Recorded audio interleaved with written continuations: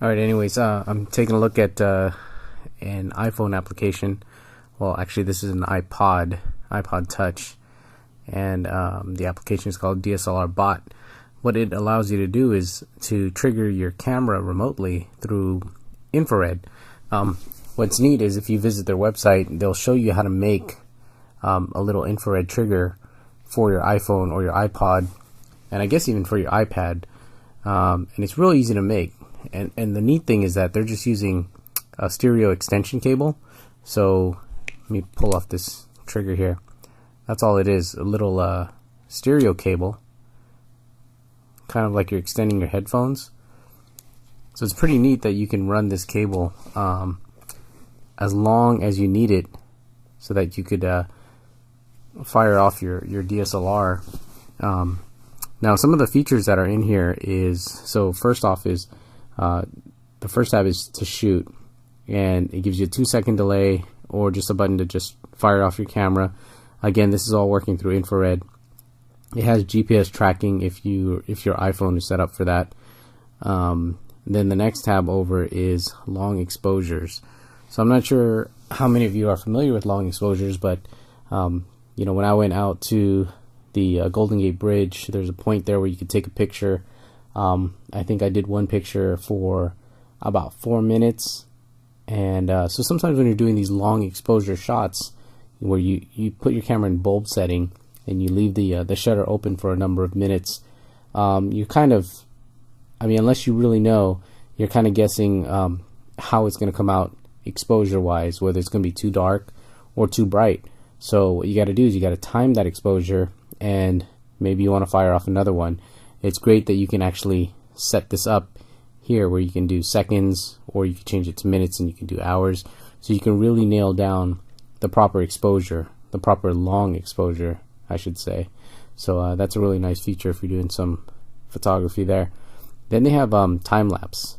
So it's got a built-in intervalometer, and again, it's really nice that you have this long stereo cable connected, because you can kind of mount this little iPhone or iPod Touch anywhere on your tripod, and then just set up your camera to do some time lapse.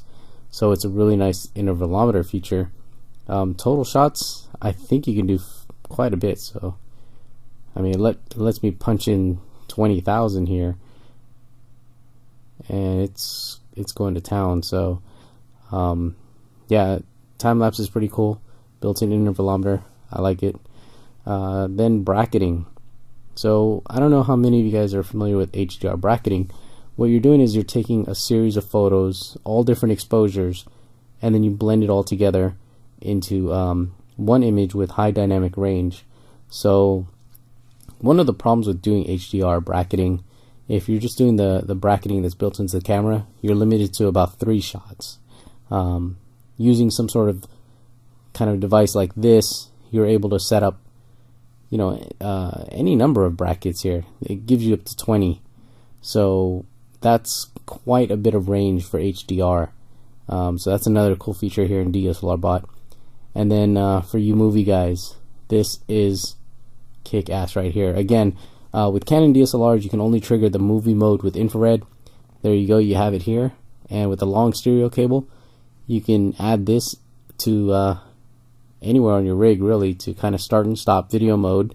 Steadicam guys, you might like something like this. So you would just hit the record button, and it would start and stop movie mode. And then there's also a little tab here where you can add notes to the shot that you're doing before you actually start and stop. So that's kind of a little insight on DSLR.Bot. It's really cheap, and you can actually build your own infrared trigger. They show you how to do it. If not, they also sell a little infrared trigger online.